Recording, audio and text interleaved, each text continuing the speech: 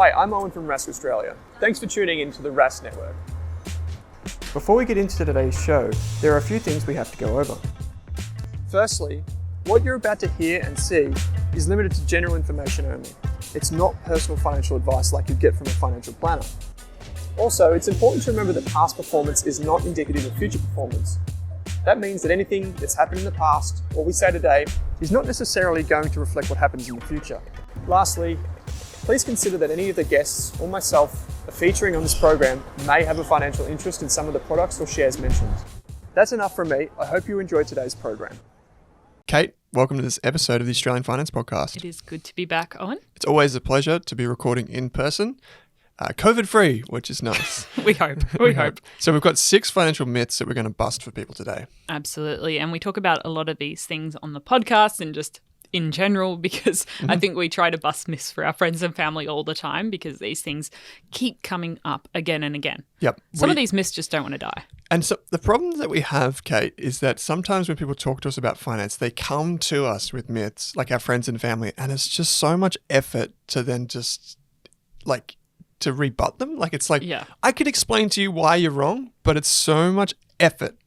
So this is the podcast for those And people. some of these ones, unless you go on your own journey and learn about them, you won't bust them until you actually find out for yourself why they're not true. That's like me. I kind of need to live through the experience. As sad as that is, I kind of need to learn myself. Okay. Yeah. You need the data. You need the hard empirical evidence that's to it. disprove these. Yeah. And then you get the experience and the kind of the lesson learned. So the first myth is finance is all about numbers. True or false? False. Why? Because so much of money, it might be recorded in numbers, but the way you invest it and what you do with it is very much verbal and emotional and goals-based. And so when I'm thinking about the future and the way I invest, I'm doing a lot of research, I'm doing a lot of reading. There's actually not that many numbers involved if I'm not investigating individual companies where I know you get really sunk into the balance sheets. Well, even there, right? So like we are trained in finance school to become like accountants, right? And we look at balance sheets, we look at profit and loss, cash flow, all this sort of stuff. But the best investors that I've ever come across have this kind of point. They say, well, how do the numbers get there?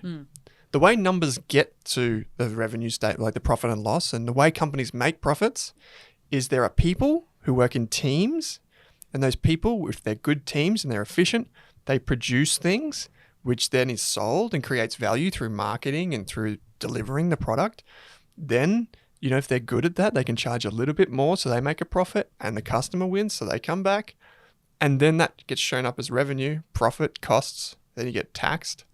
So this 99.99% of the work is actually done before it gets to the zero or the MYOB accounting statement, and then it's sent to investors. Yeah, and as an individual, you don't even need to calculate things yourself anymore. If you want a compound interest calculator, you just Google for the Money Smart one. You don't need to figure out the compound interest formula, which I could not tell you off by heart, but there is one. No, Owen, you're not going to rattle it off right now. No. I can see you coming for me. Yeah. No, I was going to say, so we can see this when we say finance, we mean investing and money. Yeah, just your whole financial life. Yeah, and I'll give you an example of how we're trained to think that finance is about money, but it's not. Is when we talk about this concept of risk, and this is a Morgan Housel thing, we're taught at finance school, that risk is like measured by the ups and downs of stock prices. Like if you get investing wrong, it's really volatile. It's going up and down. But really, at the end of the day, after 20 years, all the studies show that it doesn't really matter. So why do we measure risk that way when our long-term financial goals really have no interest in that at all? The real risk is that you set a goal and you don't achieve your goal. And that really has nothing to do with money necessarily. It's like, was your goal right or wrong? What was your goal? And so bringing it back to the personal side is really important. And so when people say finance is like, or money investing is like gambling, that's only because there are numbers involved. But there's so much more to it than that. And it's so much easier than it ever used to be. Maybe there was a lot more numbers back in the day, but now if you have an app and you have a brain, you can really just get started. As long as you can turn on your phone and download an app and put in your ID details, it's so much easier now to sort out your budget, open different bank accounts, pay off your debt. You can do all of this really simply nowadays. And there's so many calculators online. Like the other day, I was like, what is a mortgage repayment for this particular loan? I'm just Googling mortgage repayment calculator and I get full breakdowns and comparisons on if I pay different amounts. So everything there is there at the tips of your fingertips. It's just, I don't think that's the right analogy. But anyway, everything's there in front of you. It's more just going out and doing it. And I think, as we talked about in limiting beliefs a few weeks ago, thinking that you have to be a finance person to build wealth and invest and sort your financial goals out is something that holds a lot of people back. Whereas you just need to have a bit of time and dedication to working out your goals and coming up with a plan. Yep. And yeah, it's no surprise that the people that we see that are best with money have like a really good temperament. It's not really about how smart they are. One final thing on this before we move to myth number 2. When I interviewed Scott Phillips, who's my old colleague from the Motley Fool and chief investment officer there, he said that he would get the annual reports from companies and they'd be like 150 pages. He'd have to get them mailed to him, and then he would calculate the 50 ratios, like dividend yields and all that sort of stuff for himself. And he's like, at the end of the day, none of it really mattered.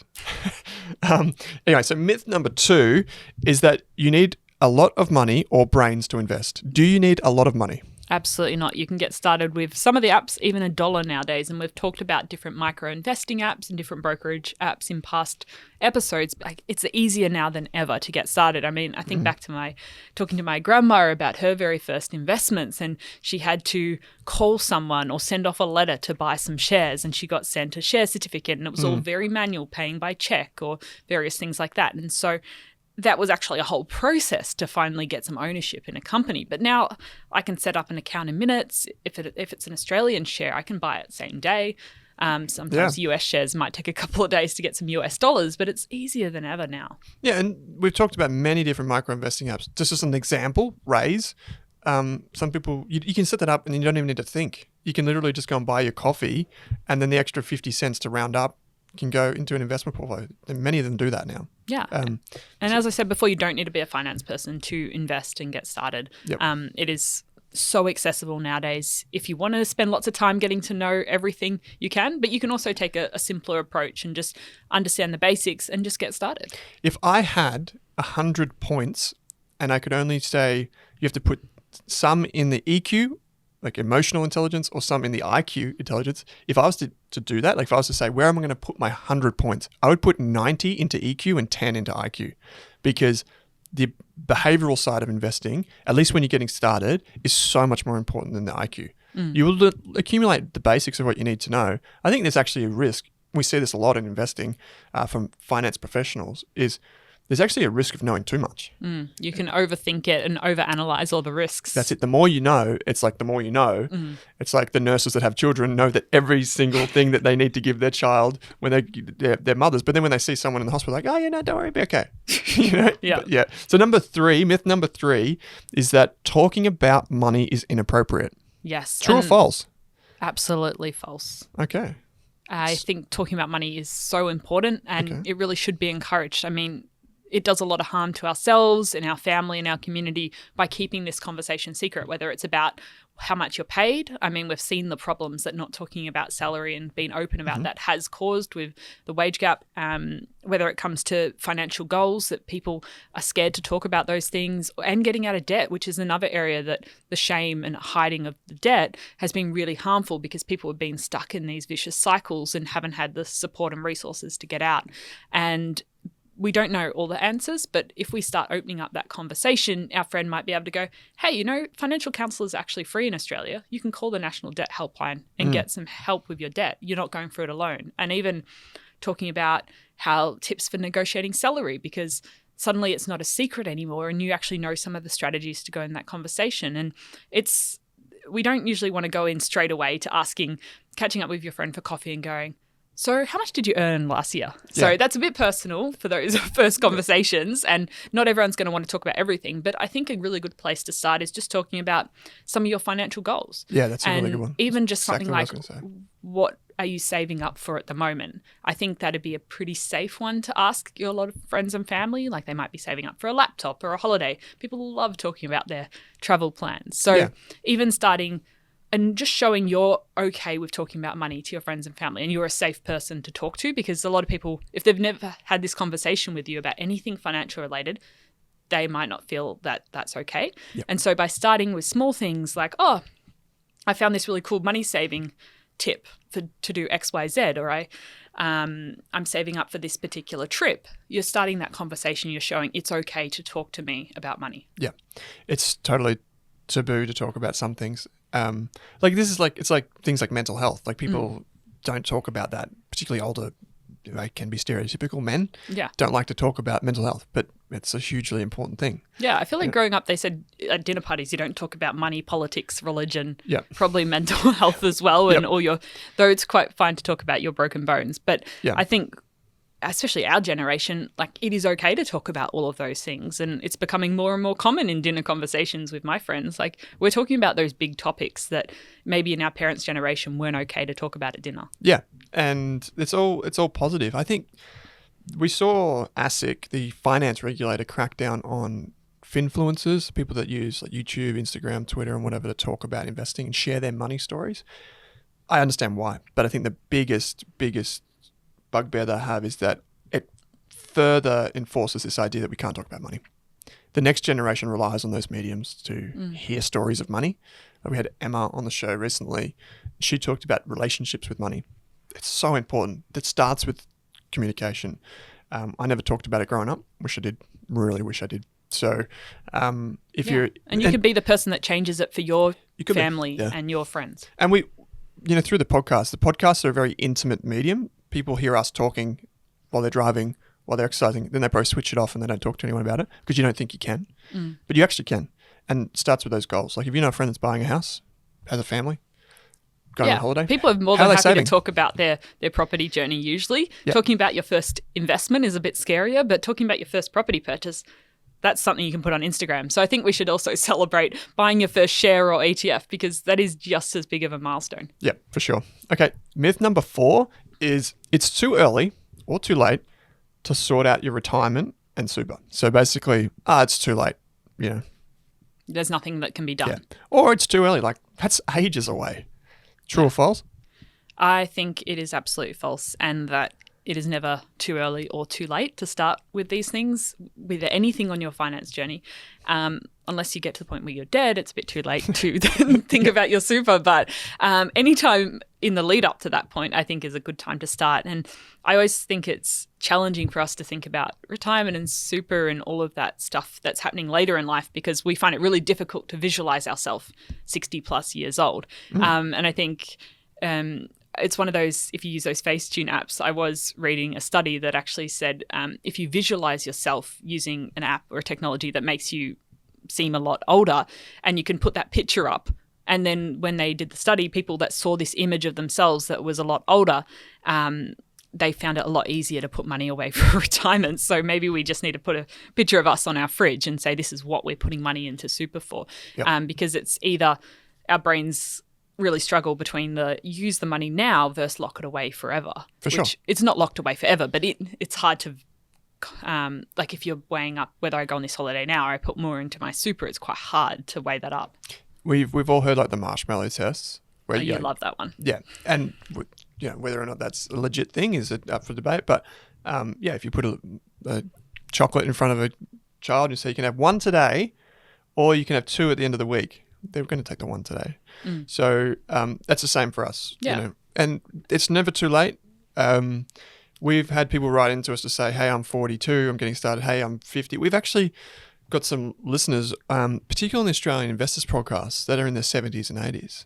And they're still learning about new investments, about new things. And it's never too late. And by the way, it's never too early. In fact, you'd rather be early than late, if I'm honest.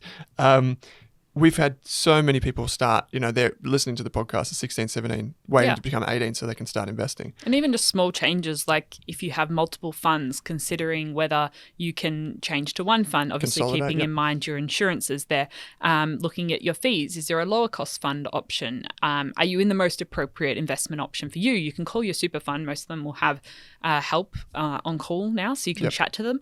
And just seeing maybe you could put an extra $5 a month in. Like just exploring different options, because small changes can actually have really big impact. And I think there's another Money Smart calculator that it's like a super calculator, and you can see what the impact of a $5 extra a month contribution would have on your balance over 10 or 20 years. Perfect. Yep.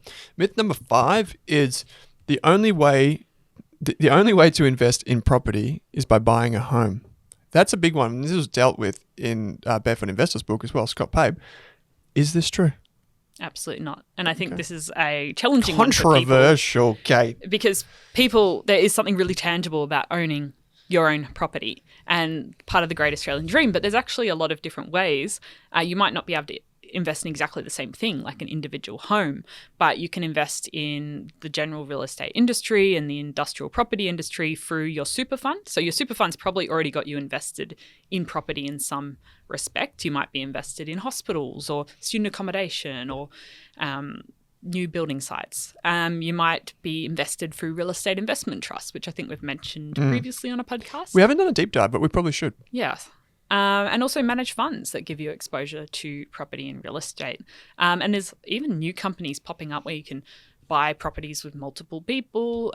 There's the ones I've seen in the past where you can buy a single brick, a fractional, which I'm cringing. Yeah, there's some challenges, but it just shows there's more options than you potentially already know about. Yep. It doesn't have to be your entire net worth into one individual property now. That's it. Yeah. And your brokerage account is basically your gateway to a lot of these things. So you can it's invest amazing in that ETFs, you can invest in property just for your brokerage account.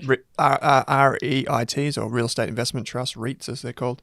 You can invest in all of these through a brokerage account. So they're fantastic ways to invest in property indirectly as well. So that's good. And we've got a property course online. That's for first home buyers, but for investors, there's plenty of options. Lucky number 6, my partner or financial advisor manages the finances, Kate. So I don't need to know this.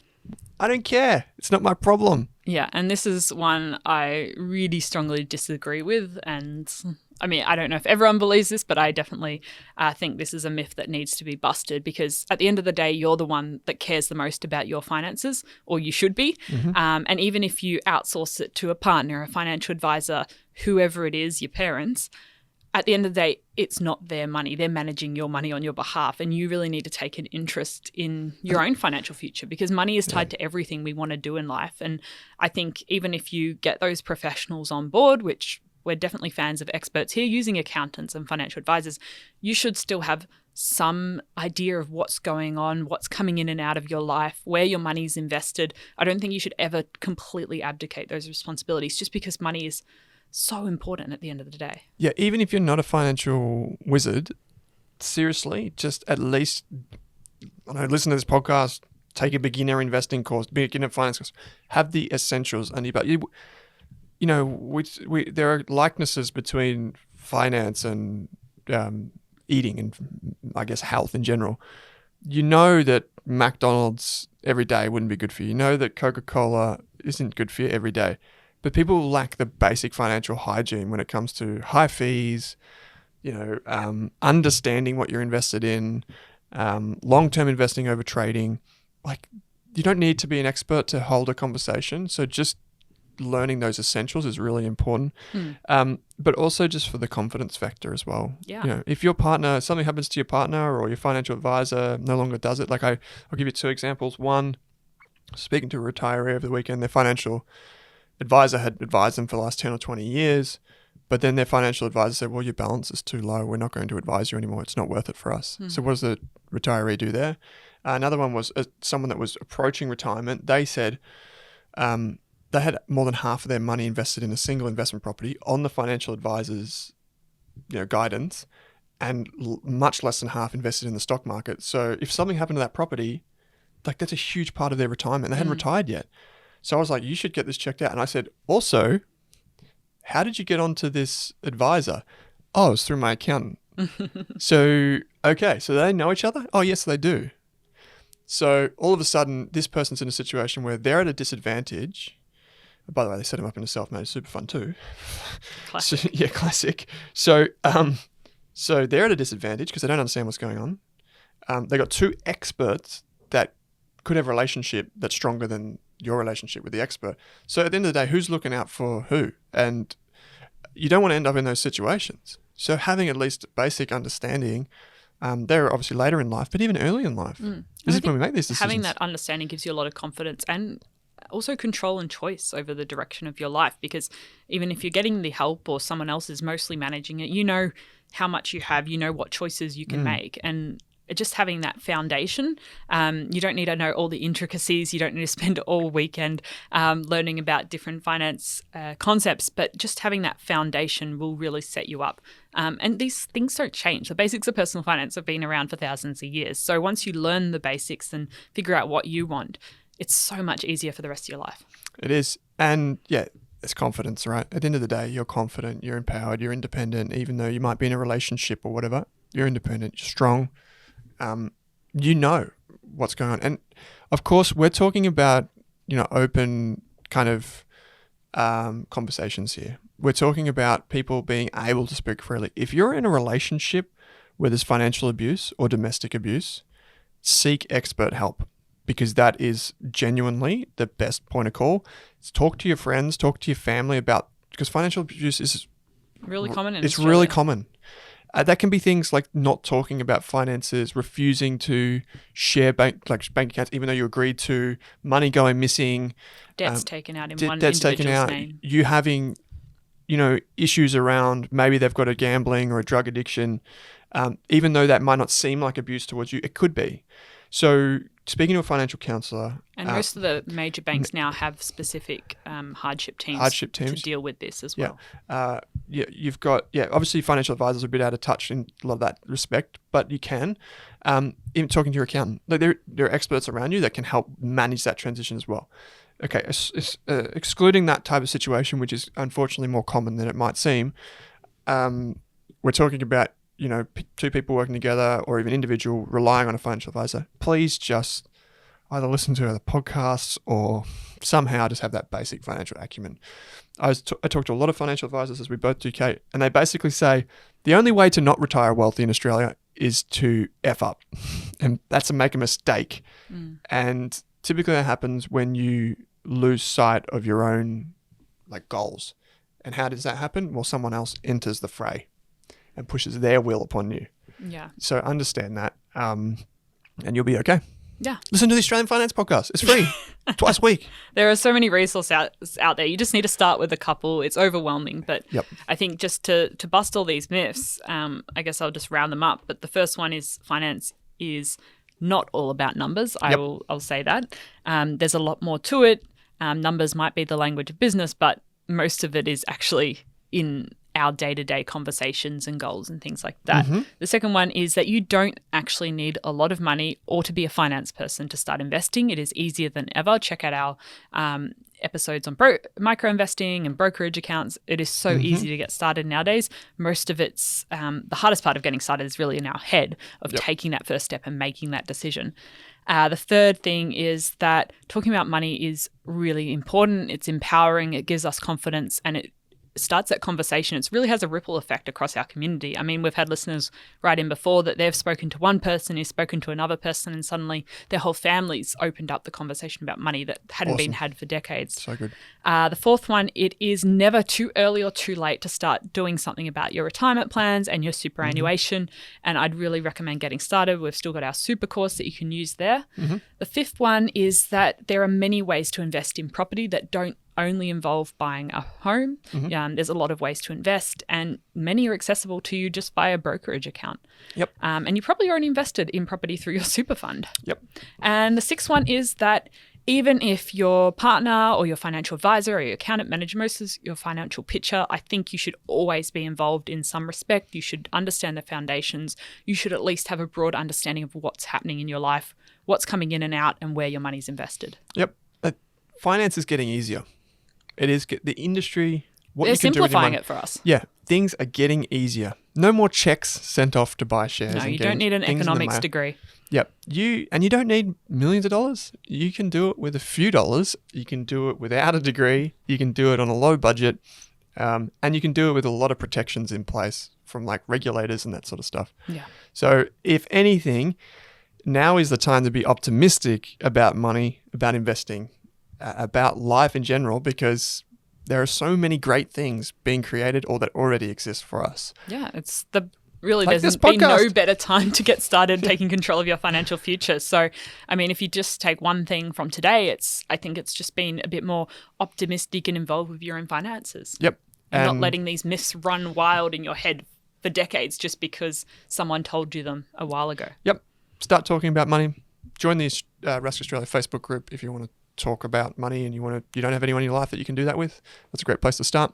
Kate, as always, thanks for joining me on the Australian Finance Podcast. Thanks for listening, everyone.